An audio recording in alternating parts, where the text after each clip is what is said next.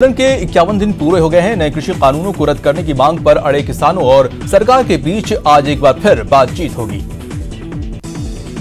कृषि मंत्री नरेंद्र सिंह तोमर ने कहा है कि सरकार खुले मन के साथ किसान नेताओं के साथ बातचीत करने को तैयार है। उन्होंने कहा कि किसान और संगठनों के साथ शुक्रवार को 9वें दौर की वार्ता में सकारात्मक चर्चा की उम्मीद है। सुप्रीम कोर्ट की 4 सदस्यीय कमेटी से भारतीय किसान यूनियन के राष्ट्रीय अध्यक्ष भूपिंदर सिंह मान ने खुद को अलग कर लिया है। भूपिंदर सिंह मान ने ट्वीट कर कमेटी में शामिल करने के लिए सुप्रीम कोर्ट का आभार जताया। साथ ही लिखा, किसानों और पंजाब के प्रति वफादार हूं, इनके हितों से कभी कोई समझौता नहीं कर सकता। किसान 26 जनवरी को लाल किले पर ट्रैक्टर रैली नहीं निकालेंगे। किसान संगठन की ओर से कहा गया है कि अब किसान दिल्ली बॉर्डर पर ही रैली निकालेंगे। मरदुरा में आज कांग्रेस हल्ला बोल कार्यक्रम करने जा रही है। कृषि कानूनों और तेल की बढ़ती कीमतों के विरोध में किसान अधिकार दिवस मनाया जाएगा। कांग्रेस नेता आज 11 बजे राजभवन का घेराव करेंगे। साथ ही सिविल लाइंस फाटक पर सभा का आयोजन होगा। सभा में सीएम गहलोत, माकन समेत कई दिग्गज नेता मौजूद रहेंगे। कांग्रेस महासचिव और राजस्थान प्रभारी अजय माकन आज जयपुर दौरे पर रहेंगे। इस दौरान अजय माकन यहां राजस्थान प्रदेश कांग्रेस कमेटी के विकास किसान अधिकार दिवस कार्यक्रम में शामिल होंगे। कांग्रेस नेता राहुल गांधी तमिलनाडु के मदुरई पहुंचे। राहुल गांधी दिल्ली से मदुरई एक प्राइवेट फ्लाइट से पहुंचे, जहां उन्होंने अवनीपुरम में जल्लीकट्टू कार्यक्रम में हिस्सा लिया। राहुल गांधी के साथ कांग्रेस के कई नेता भी मौजूद रहे। कृषि कानून को लेकर कांग्रेस लगातार बीजेपी पर हमलावर है। कांग्रेस नेता राहुल गांधी ने तमिलनाडु में कहा कि मोदी सरकार किसानों को इसलिए बर्बाद करने की कोशिश कर रही है क्योंकि वो अपने 2-3 मित्रों को लाभ पहुंचाना चाहते हैं। राज्यसभा सांसद प्रियंका चतुर्वेदी को कॉमनवेल्थ यूथ इनोवेशन हब का बोर्ड मेंबर चुना गया है। इस उपलब्धि पर उन्होंने ट्वीट कर खुशी जताई। अपने ट्वीट में उन्होंने लिखा कि मेरे लिए गर्व और जिम्मेदारी से भरा एहसास है। परामर्शदाता मंडल के सदस्यों के सहयोग से कॉमनवेल्थ यूथ इनोवेशन हब के मिशन और लक्ष्य हासिल करने का प्रयास करूंगी। संसद के बजट सत्र का आधिकारिक ऐलान कर दिया गया है। बजट सत्र 29 जनवरी से शुरू होगा और 2 हिस्सों में 8 अप्रैल तक चलेगा। इस दौरान 1 फरवरी को संसद में आम बजट पेश किया जाएगा। राष्ट्रपति रामनाथ कोविंद 29 जनवरी को संसद के दोनों सदनों को संबोधित करेंगे। इस बार संसद का बजट सत्र 2 हिस्सों में कराया जाएगा। 1 फरवरी को सत्र के दौरान संसद में वित्त वर्ष 2021-22 का आम बजट पेश किया जाएगा। इसकी जानकारी लोकसभा सचिवालय ने दी है। बर्ड फ्लू के दहशत के बीच दिल्ली की केजरीवाल सरकार ने मुर्गा मंडी खोलने के निर्देश दिए हैं। दिल्ली सरकार की तरफ से यह फैसला बर्ड फ्लू के लिए भेजे गए सैंपल के नेगेटिव पाए जाने के बाद लिया गया है। 16 जनवरी को 10:30 बजे से शुरू होगा वैक्सीनेशन। पीएम मोदी इस टीकाकरण अभियान को लॉन्च करेंगे। 3000 से ज्यादा सेंटर्स पर वैक्सीनेशन होगा। पीआईबी ने अपनी वेबसाइट पर इसकी जानकारी दी। यह दुनिया का सबसे बड़ा टीकाकरण कार्यक्रम होगा।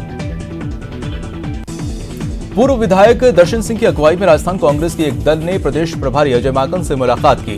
दिल्ली कांग्रेस मुख्यालय में हुई मुलाकात में जिलों और क्षेत्रों में संगठन के हालात पर चर्चा की गई। सीएम अशोक गहलोत ने बांसवाड़ा में राजा बांसिया झील की प्रतिमा का वर्चुअल अनावरण किया। इस मौके पर सीएम ने कहा कि मनरेगा जैसी योजनाओं का सबसे ज्यादा फायदा आदिवासी जिलों को मिला है। सीएम ने कहा कि कांग्रेस सरकार ने हमेशा ही आदिवासियों का ध्यान रखा है। सीएम ने कहा कि स्थानीय सांसद कनकमल कटारा को डूंगरपुर रतलाम रेल प्रोजेक्ट को पूरा करवाना चाहिए। उन्होंने कहा कि हमारी पिछली सरकार के वक्त डूंगरपुर रतलाम रेल प्रोजेक्ट शुरू करवाया था, लेकिन अब ये प्रोजेक्ट अटक गया है। उन्होंने कहा कि आधुनिक बांसवाड़ा और आधुनिक राजस्थान कांग्रेस की देन है। उन्होंने कहा कि बांसवाड़ा सहित आदिवासी इलाके के विकास में कोई कसर नहीं रखी जाएगी। स्थानीय जनप्रतिनिधियों ने जो मांगे रखी हैं उन्हें पूरा करने की कोशिश की जाएगी। राम सेतु, जिसे दुनिया भर में एडम्स ब्रिज के नाम से भी जाना जाता है, अब उसकी उम्र जांचने के लिए अंडर वाटर रिसर्च प्रोजेक्ट को अनुमति दी गई है। यह under water research National Institute of Oceanography के साइंटिस्ट करेंगे। व्हाट्सएप की नई प्राइवेसी पॉलिसी को दिल्ली हाईकोर्ट में चुनौती दी गई है। हाईकोर्ट में याचिका लगाई गई है कि व्हाट्सएप की नई पॉलिसी के तहत कंपनी को यह अधिकार है कि वो किसी भी व्यक्ति की वर्चुअल तौर पर कोई भी गतिविधि देख सके। याचिका में कोर्ट से मांग की गई है कि प्राइवेट पॉलिसी पर तुरंत प्रभाव से रोक लगाई जाए। कोटा पुलिस ने जुआ और सट्टा खेल रहे लोगों के खिलाफ बड़ी कार्रवाई की है। पुलिस ने 12 से ज्यादा सटोरियों को पकड़ा है। झालावाड़ पुलिस ने डकैती की योजना बनाते आधा दर्जन बदमाशों को गिरफ्तार किया है। सभी बदमाश पेट्रोल पंप पर डकैती की योजना बना रहे थे। पाली में मादक पदार्थों के खिलाफ बड़ी कार्रवाई करते हुए अवैध शराब से भरे डंपर को जब्त किया गया। साथ ही डंपर से 250 पेटी हरियाणा निर्मित अवैध अंग्रेजी शराब अलग ब्रांड की मिली है। एसओजी टीम पर हमला करवाकर फरार होने वाले अंतर्राज्यीय तस्कर चंद्र प्रकाश जाड़ी ने बाड़मेर में अपनी फरारी के दूसरे ही दिन पुलिस के सामने सरेंडर कर दिया। बुधवार को बाड़मेर में एटीएस ने चंद्र प्रकाश को हिरासत में लिया था, लेकिन अज्ञात हमलावर उसे छुड़ा ले गए थे। जयपुर देहात की एसीबी की टीम ने दौसा के दोनों बेईमान एसडीएम को एसीबी कोर्ट में पेश किया। कोर्ट ने दोनों को 25 जनवरी तक न्यायिक हिरासत में भेजा है। परसों 5-5 लाख की घूस लेते दोनों एसडीएम को ट्रैप किया गया था। भरतपुर जहरीली शराब में सीएम अशोक गहलोत ने बड़ा एक्शन लिया है। मामले की जांच संभागीय आयुक्त को सौंपी है और मृतकों के परिजनों को 2-2 लाख का मुआवजा देने का फैसला किया है। साथ ही अन्य पीड़ितों को 50-50 हजार की आर्थिक मदद दी जाएगी। भरतपुर में जहरीली शराब से मौत मामले में अधिकारियों पर गाजगिरी है। रूपवास एसडीएम ललित मीणा को एपीओ किया गया, वहीं रूपवास के एएसआई और बीट कांस्टेबल को सस्पेंड कर दिया गया है। एटीएस टीम पर हमले का आरोपी और अंतर्राज्यीय तस्कर चंद्र प्रकाश जाड़ी ने अपनी फरारी के दूसरे दिन बाड़मेर पुलिस के सामने सरेंडर कर दिया है। कोटा में बदमाशों ने एक युवक की कुल्हाड़ी से वार कर हत्या कर दी। युवक अपनी बहन को परीक्षा दिलाकर वापस लौट रहा था। अलवर में पुलिस ने स्पा सेंटर की आड़ में चल रहे सेक्स रैकेट का खुलासा किया। मौके से पुलिस ने 10 लड़कियों को गिरफ्तार किया है। प्रतापगढ़ पुलिस ने 13 ट्रकों में से 2800 भेड़ बकरियां जब्त की हैं। पुलिस ने पशु अधिनियम के तहत कार्रवाई करते हुए सभी ट्रक जब्त किए हैं। साथ ही सभी को गिरफ्तार भी कर लिया गया है। उदयपुर में दिन दहाड़े चेन स्नैचिंग की घटना से हड़कंप मच गया है। बड़गांव पंचायत समिति के बाहर बाइक सवार चेन स्नैचर्स ने महिला के गले से चेन छीनकर फरार हो गया। धौलपुर में 5000 रुपए के इनामी बदमाशों को पुलिस ने गिरफ्तार किया है। दोनों बदमाशों को वारदात करने के इरादे से ही ये घूम रहे थे, जहां से पुलिस ने उन दोनों को दबोच लिया। कोटा में संदिग्ध अवस्था में एक महिला की मौत हो गई। संदिग्ध अवस्था में शव मिलने के कारण पुलिस ने शव को पोस्टमार्टम के लिए भेज दिया है। चूरू के सुजानगढ़ में एक मकान में 50 साल के व्यक्ति का शव मिलने से सनसनी फैल गई। सूचना पर मौके पर पहुंची पुलिस ने शव का पोस्टमार्टम कराया। अलवर में पुलिस ने स्मैक की सप्लाई के मुख्य सरगना को गिरफ्तार कर लिया है। इसके साथ ही 28 ग्राम स्मैक में बरामद किया है। अलवर पुलिस ने फर्जी नंबर प्लेट लगाकर गाड़ी चलाने वाले आरोपी को गिरफ्तार किया है। आरोपी दूसरे की गाड़ी का नंबर प्लेट बनाकर गाड़ी चला रहा था। झालावाड़ के दांगीपुरा में खेत में युवक का शव मिलने से सनसनी फैल गई। पुलिस अब मामले की जांच कर रही है। उदयपुर के खेरवाड़ा इलाके में चाइनीज मांझे की चपेट में आने से एक युवक की मौत हो गई।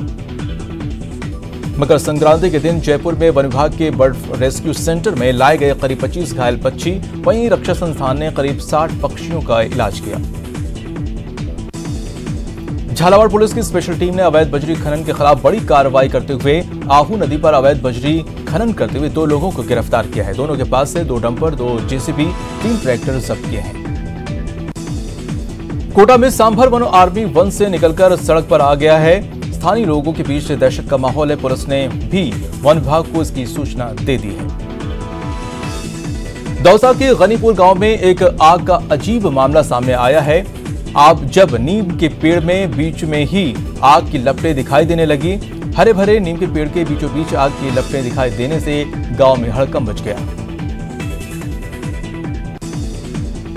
चूरू में तेज रफ्तार 2 बाइक आपस में टकरा गई। हादसे में बाइक सवार 2 लोग घायल हो गए। टोंक के NH 11 पर ओवरलोडेड ट्रक एक बोलेरो पर पलट गया। मौके पर पहुंचे लोगों ने बोलेरो में फंसे 4 लोगों को बाहर निकाला। सभी सुरक्षित बताए जा रहे हैं। 12 में एक तेज रफ्तार बाइक ट्रक से टकरा गई। हादसे में बाइक सवार घायल हो गया, जिसे अस्पताल में भर्ती कराया गया है। पाली में कांग्रेस की ओर से किसान आंदोलन में शहीद किसानों के लिए पैदल मार्च निकाला गया। सूरजपोल पर मोमबत्ती जलाकर शहीद किसानों को श्रद्धांजलि अर्पित की गई। कृषि कानूनों के खिलाफ पिछले लंबे समय से दिल्ली के शाहजहांपुर बॉर्डर पर चल रहे किसान आंदोलन में शामिल होने के लिए गुरुवार को चूरू से बड़ी संख्या में किसानों ने दिल्ली की ओर कूच किया। रवाना हुए किसान संगठनों ने केंद्र सरकार के खिलाफ नारेबाजी की। कृषि सुधार कानूनों को वापस लिए जाने की मांग को लेकर सीकर जिला मुख्यालय पर विभिन्न किसान संगठनों की ओर से गुब्बारे और पतंग उड़ाकर विरोध प्रदर्शन किया गया। करौली में दलित आदिवासी छात्राओं की ओर से विधायक रमेश मीणा को ज्ञापन सौंपकर उच्च माध्यमिक स्तर तक छात्राओं को निःशुल्क शिक्षा दिलाने की मांग की। इस दौरान छात्राओं ने ग्रामीण क्षेत्र में शिक्षण के दौरान आने वाली समस्याओं से भी अवगत कराया। और वक्त तो चला है छोटे से ब्रेक का, लेकिन ब्रेक पे जाने से पहले आपको बता दें कि कोविड-19 महामारी ने परस्पर निर्भरता की भावना को सुदृढ़ किया है, जिससे कि पूरा देश इस विपत्ति का एकजुट होकर मुकाबला कर सके। वैक्सीनेशन के ऐलान के बाद जरूरत होगी कि हम सभी अपना सर्वश्रेष्ठ योगदान दें, जिससे हम एक साथ वायरस को हराने की तरफ कदम बढ़ा सकें। और नेटवर्क 18 इस मुहिम में हर कदम पर आपके साथ होगा। जब तक सभी सुरक्षित नहीं होते तब तक कोई सुरक्षित नहीं होगा। इसी सोच के आधार पर हमारे कैंपेन संजीवनी का लक्ष्य ये सुनिश्चित करना है कि वैक्सीन पाना सभी भारतीयों का अधिकार है।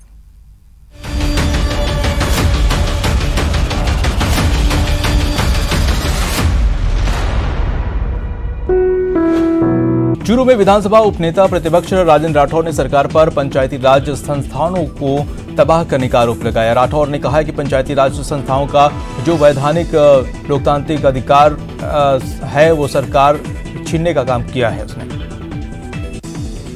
कोटा जिले की सांगोल विधानसभा सीट से मौजूदा विधायक भरत सिंह ने मुख्यमंत्री अशोक गहलोत को पत्र लिखा है। पत्र में उन्होंने भ्रष्टाचार में डूबे अधिकारियों पर कठोर कार्रवाई करने की मांग की है। प्रदेश में मकर संक्रांति के दिन 3000 से ज्यादा नामांकन दाखिल हुए हैं। आज नामांकन का आखिरी दिन है। चूरू के सुजानगढ़ में निकाय चुनाव के नामांकन में गुरुवार को 35 पत्र दाखिल हुए, जिसमें कई प्रत्याशियों ने 2-2 नामांकन दाखिल किए।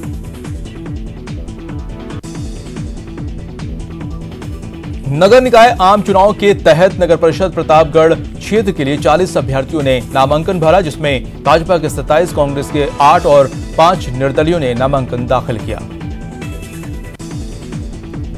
बाड़मेर में जिला स्तरीय मासिक जन सुनवाई का आयोजन किया गया। जिला मुख्यालय पर आयोजित इस जन सुनवाई में जिला कलेक्टर विश्राम मीणा ने जिले भर से आए विभिन्न विभागों के परिवादों की सुनवाई की। सीकर के लंपुआ में शहीद मीणा की प्रतिमा का अनावरण समारोह का आयोजन किया गया। कार्यक्रम के मुख्य अतिथि सचिन पायलट रहे। पायलट ने कहा कि देश में किसी तरह का भेदभाव नहीं होना चाहिए। लोकसभा स्पीकर ओम बिरला ने अपने लोकसभा क्षेत्र का दौरा किया, जहां पर उन्होंने गांव के वरिष्ठ सेठ नेमी चंद जैन के निधन पर शोक जताया। भीलवाड़ा में 32वें सड़क सुरक्षा माह को लेकर पुलिस अधीक्षक कार्यालय के सभागार में डीएम शिव प्रसाद एम नकाते की अध्यक्षता में बैठक का आयोजन किया गया, जिसमें सड़क सुरक्षा सप्ताह माह में होने वाले कार्यक्रमों पर चर्चा की गई। बारा के जय त्रिभुवन विमल विहार तीर्थ धाम को लेकर 2 दिवसीय आयोजन की शुरुआत हुई। इस आयोजन के तहत 15 जनवरी को यहां जिनालय के शिला की प्रथम टंकड़ विधि का पूजन कर शुरुआत की जाएगी। बाड़मेर शहर में कानून व्यवस्था चुस्त करने के लिए अब गश्त की कमान पुलिस सिग्मा मोटरसाइकिल दल के हाथों में रहेगी। छेड़छाड़ करने वालों के खिलाफ कार्रवाई के लिए लेडी पेट्रोलिंग यूनिट का गठन किया गया है। कोरोना काल में विशेष उपलब्धि के लिए पश्चिम मध्य रेलवे महाप्रबंधक शैलेंद्र कुमार सिंह ने कोटा माल डिब्बा मरम्मत कारखाना को 2 लाख रुपए का इनाम दिया है, जो अब तक की दी गई सबसे ज्यादा इनामी राशि है।